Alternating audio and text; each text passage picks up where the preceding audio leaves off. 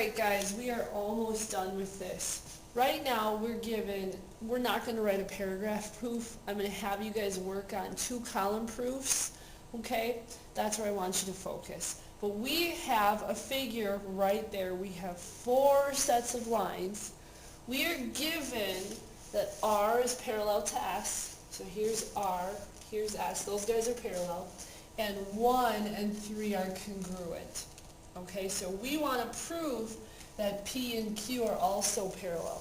So what we did, we started with our first given. Here's an example of 2 different types of information in your given. So I actually split them up. I took our first given because it's a specific piece of information and they're not the same. Okay, so I'm saying R and S are parallel, given. So what does that mean? So when I look at that, since we are given 2 lines are parallel, I'm going to focus on those weird little angle theorems that you guys just wrote down. Okay, if R and S are parallel, I'm going to take a look here. I'm going to kind of ignore P and Q because they're just kind of in the way. Okay, so since R and S are parallel, what I notice for R and S is, oh, look at these guys here. I have 2 and 1. What do those look like? I'm getting this right off of the diagram. 2 and 1 look like corresponding angles. So from this diagram, and given the fact that R and S are parallel, and I have to be very careful here because there's so many sets of lines, it's really confusing. I'm going to focus on R and S, and I'm going to try and ignore P and Q and just treat it like a transversal. I'm not going to look at those parallel stuff. Okay? So I'm going to say 2 and 1. We're going to just make a statement off of it. Since those are parallel, angle 2 is congruent to angle 1.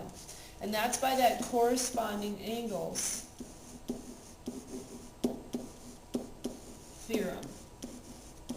That tells me if I'm given that I have 2 sets of parallel lines, that means that those corresponding angles are congruent. Okay?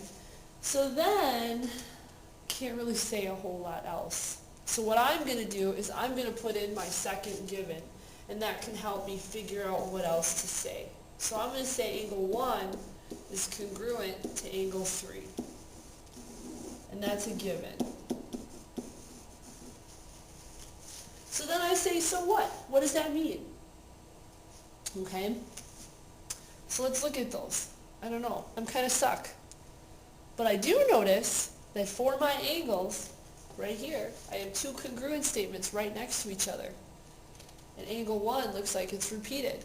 So what can I do? I can bring in our friend, the transitive property. And I can say that angle 2 is congruent to angle 3. And I'm going to say by the transitive property.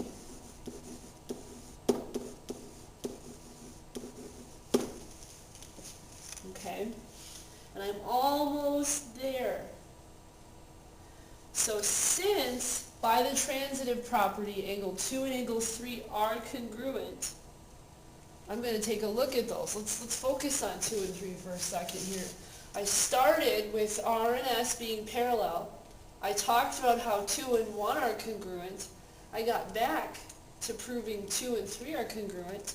So now I can use one of those angle theorems to say that because 2 and 3 are congruent, and because they are alternate interior angles, that proves that P and Q are parallel.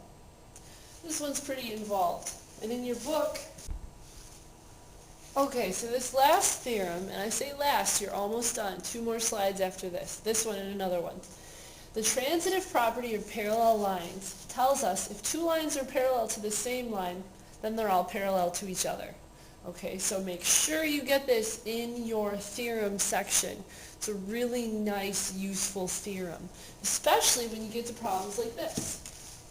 Okay, so we have the flag. Each stripe is parallel to the stripe right below it. We want to explain why the top stripe is automatically parallel to the bottom stripe. And we're going to go back to that transitive property. So here are my parallel lines.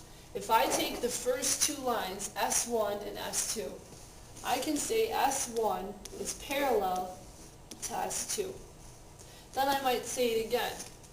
S2 is parallel to S3.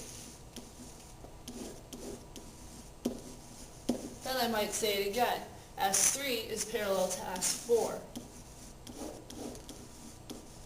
Okay, according to that transitive property, with what I've just written, these S2s are repeated, these S3s are repeated. So I can automatically say S1 is parallel to S4 by the transitive property theorem.